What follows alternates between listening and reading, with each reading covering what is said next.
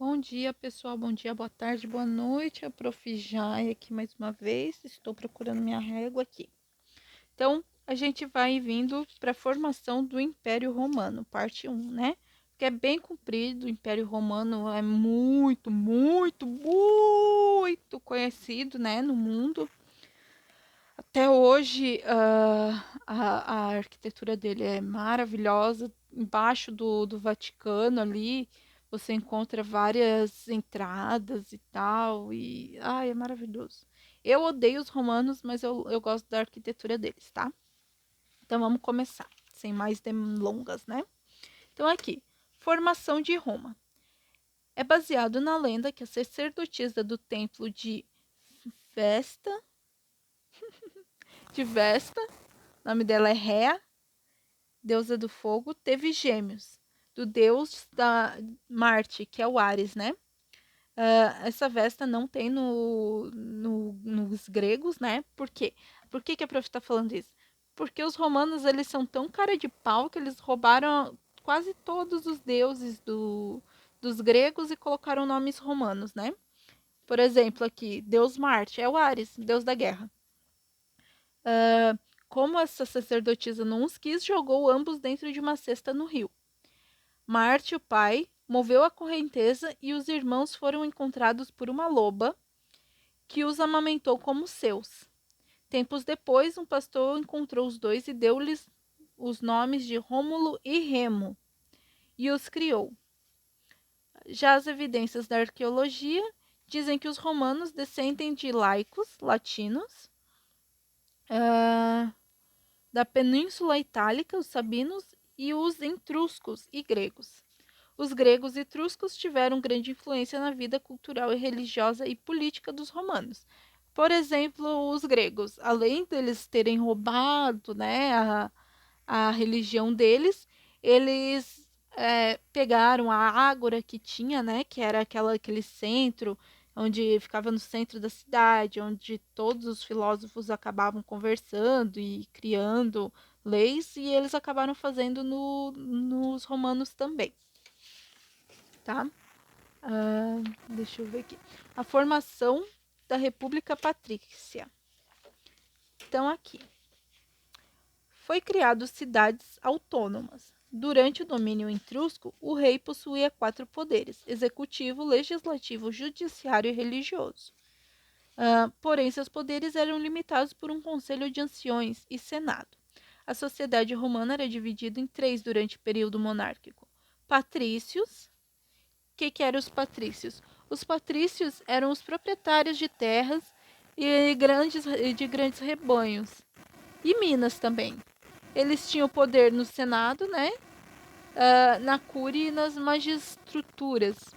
Eles eram os poderosos, né? Os plebeus, né?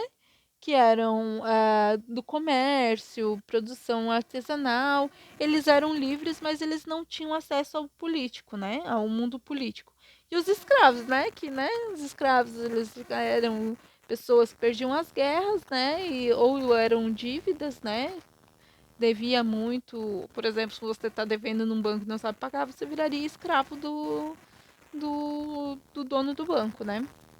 Então, eles, claro, eles não tinham poder nenhum sobre as políticas. Por que os patrícios eram os únicos? Porque eles eram os estudados, eles sabiam ler, eles sabiam escrever, eles tinham aulas de filosofia, bababá, bababá, e os plebeus, eles queriam trabalhar para sobreviver, né? E os escravos, coitados, trabalhavam nem para sobreviver, só porque eles tinham que trabalhar. Tudo era feito e criado em prol da família, que se uniam em clãs. Isso é muito engraçado, gente. Aqui eu dei uma circuladinha aqui, ó. A organização social, política e econômica romana tinha por base a família. O culto a um antepassado comum. Isso tem na China também. Se vocês assistirem a Mulan, que é um filme da Disney, vocês vão ver bem certinho. Eles levavam as lápides quando o cara casava e mudava de casa, eles levavam as lápides dos mortos, os escritos dos mortos, e eles cultuavam essa pessoa como se tivesse ainda existindo, né? E eles faziam esses clãs. Por exemplo, Membros eram identificados pelo mesmo nome. Quintus Fábios, ele era pertencente ao clã Fábia, né? Eu acho que é isso aqui. República e patrícios versus plebeus. Então, no início da República de Roma, foi igual às outras cidades-estados. Os etruscos, eles acabaram entrando em guerra com eles, acabaram vencendo eles, e com essa vitória deles, eles acabaram criando cidades-estados. Assim como a Grécia, assim como os helenísticos lá que a gente estudou, né? Todos eram cidades-estados, a Mesopotâmia. Então, Roma expulsou o último rei etrusco e perdeu a proteção da Etrúsquia, né? Dos etruscos. Assim, os plebeus, com uma forte infantaria militar, substituiu a arcaica cavalaria patrícia. Então, aqui já começa a mudar. Os plebeus, eles sabiam que eles ganhariam alguns presentes, dinheiro, então eles ajudaram a vencer os etruscos, né? Então, eles acabaram começando a ter mais forte impacto social aqui na República Romana, né? Que virou uma república. Os patrícios ainda tinham controle do Senado e apenas eles podiam se tornar cônsuls, que era o culto e o exército, pretor, e que era o jurídico, e o ditador, que era pelos cônsules, eles indicavam as pessoas para o Senado. Então era tudo, ainda o poder todo era dos patrícios, né? Os plebeus agora tinham mais importância que antes, porém lutaram contra a nobreza patrícia. Entre 451 a 450 a.C., conquistaram leis por escrito, as leis das 12 tábulas, que eram coisas de casamento, eles podiam casar agora, né? Eles tinham mais poder, eles podiam votar, né? E agora a gente vai vir para as guerras púnicas. Das guerras púnicas aos irmãos Graco. Então, os romanos expandiram pelo Mediterrâneo Ocidental e lutaram contra Cartago, que era na África, né? Entre 264 a.C. e 146 a.C., houve entre as duas as chamadas Guerras Púnicas. Roma, depois de 3 grandes confrontos, acabou vencendo. Cartago perdeu e Roma ganhou vários escravos. Havia diferenças entre os escravos de pequenas e grandes propriedades, escravos gladiadores e escravos urbanos. E houve revoltas. A mais famosa foi de Espartaco, entre 136 a 133 a.C. Por que a prof colocou aqui? Havia diferenças entre escravos de pequenas e grandes propriedades. De pequenas propriedades, eles eram mais tratados como família. De grandes propriedades, como eles tinham muito dinheiro e muitos escravos, então eles eram tratados como se não fossem nada, né? E os escravos gladiadores, né, que eram os que lutavam para sua vida, eles ganhavam dinheiro, tinham mulheres, né? Mas eles pertenciam a um senhor, né? E os escravos urbanos, que trabalhavam para a república, que eram os que tinham mais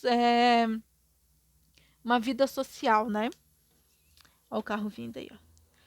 Já as novas terras anexadas aos romanos foi um grande problema, pois fazendeiros estendiam suas plantações para esses terrenos e ficavam mais ricos enquanto outros ficavam mais pobres. É a coisa que acontece até hoje, né? Por exemplo, aqui na rua da Prof.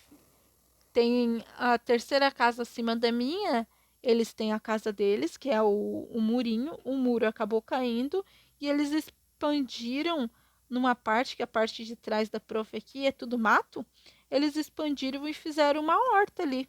Então tem tudo ali. E é deles. Mas claro, agora a gente tem a medição, as pessoas medem tudo para ficar certinho, né? Mas enquanto não tem ninguém reclamando, é deles. Acontece até hoje, né? Os irmãos Graco criaram meios para reparar essas crises, mas foi adiado pelos grandes fazendeiros. Esse dos irmãos Graco a prof vai fazer na outra aula, tá? Por hoje é isso. Qualquer dúvida, vocês mandem mensagem para a prof. Beijo, boas aulas e tchau.